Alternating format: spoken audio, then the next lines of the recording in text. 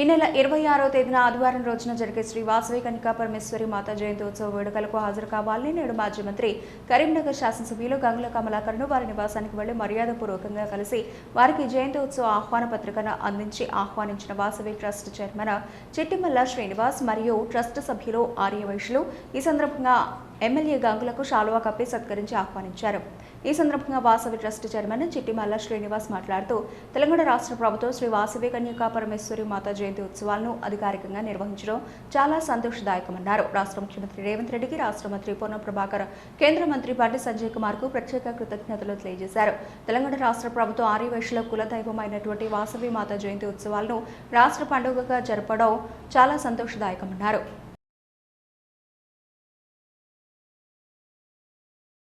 రాత్రి మన గౌరవ ముఖ్యమంత్రి రేవంత్ రెడ్డి గారు మరి వాసవి కన్యకా పరమేశ్వరి మాత జయంతిని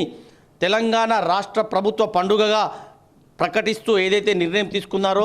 ఆ సందర్భంగా మరి వారికి ప్రత్యేకంగా మేమందరం ఆర్యవైశ్యుల తరపున రాజకీయ పార్టీలకు అతీతంగా వారికి శుభాకాంక్షలు తెలియజేస్తూ మరి గౌరవ ముఖ్యమంత్రి రేవంత్ రెడ్డి గారు ఆధ్వర్యం లోపల మరి వారికి వాసవి కన్యకా పరమేశ్వరి మాత ఆశీస్సులు సంపూర్ణంగా లభించాలని మేమందరం మనసారా కోరుకుంటున్నాం. ముఖ్యంగా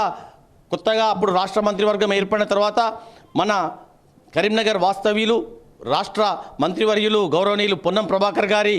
ఇంటి వద్దకు నేను వ్యక్తిగతంగా వెళ్ళి వారిని కలిసినప్పుడు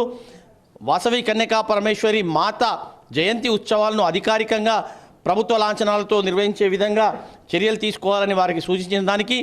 గౌరవ రాష్ట్ర మంత్రివర్యులు పొన్నం ప్రభాకర్ గారు సానుకూలంగా స్పందించి